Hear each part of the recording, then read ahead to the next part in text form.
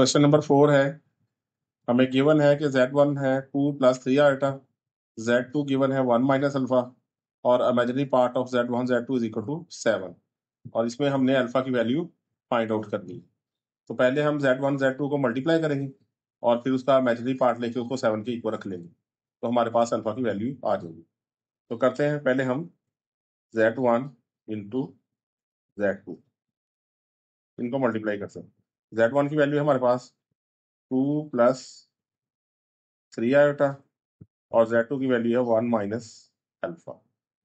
तो 2 को 1 से मल्टीप्लाई किया, 2 1 = 2 माइनस 2 अल्फा, 2 को अल्फा से मल्टीप्लाई किया तो ये 2 अल्फा।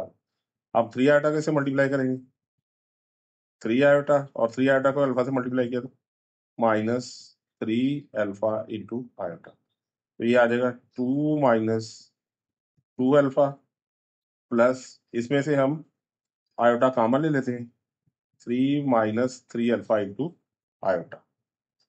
तो अब इसका इमेजिनरी पार्ट जो है वो लेंगे, तो इसका जो है z1 z2 का जो इमेजिनरी पार्ट है वो हमारे पास है 3 - 3 अल्फा।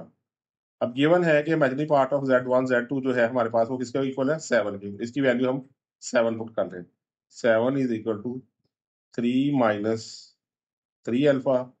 7 3 को इधर आके माइनस कर दे लेफ्ट साइड पे, तो ये आ गया -3 अल्फा। 7 में से 3 माइनस करें तो हमारे पास आ जाएगा 4 = -3 अल्फा। दोनों साइडों पे -3 से डिवाइड कर लें, -3 अल्फा ओवर -3, तो ये आ गया -4/3 = अल्फा। तो ये हमारी अल्फा की वैल्यू। क्वेश्चन नंबर 5 है, z1 है x + y आयोटा, z2 है a + b iota, z1 + z2 है 10 + 4 आयोटा और z1 - z2 इक्वल है 6 + 2 आयोटा। इस क्वेश्चन में हमने एक्स वाई और ए बी की वैल्यू फाइंड करनी है, तो इसको सॉल्व करते हैं। z1 + z2 हमारे पास इक्वल है 10 + 4 आयोटा, इसे कह लें आप इक्वेशन नंबर 1 और इसे कह लें आप equation number 2।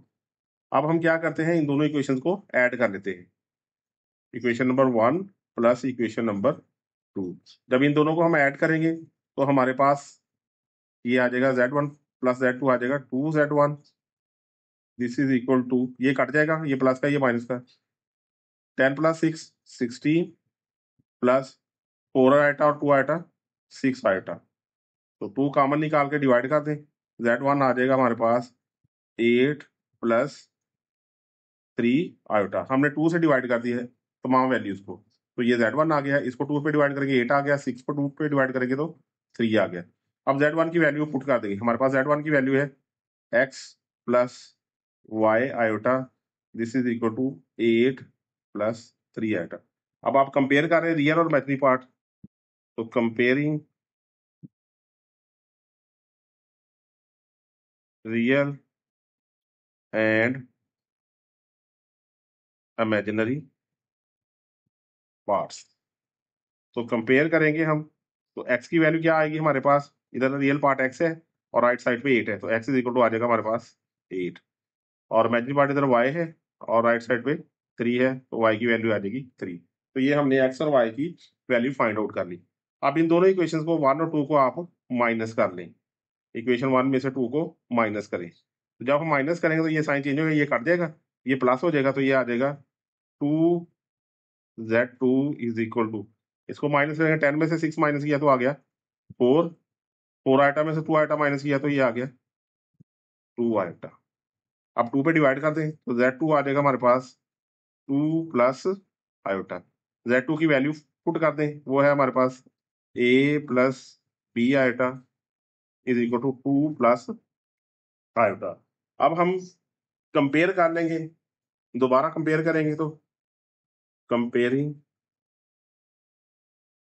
Real and imaginary parts, तो रियल और इमेजिनरी पार्ट्स को कंपेयर करें तो यहाँ ए हमारे पास क्या आ जाएगा 2 और बी आ जाएगा हमारे पास, चूंकि इसके साथ कोफिशिएंट 1 है तो बी की वैल्यू 1 आ जाएगी, तो हमारे पास ये चारों वैल्यूज आ गई है, एक्स की 8 है, वाई की 3 है, ए की 2 है और बी की 1 है।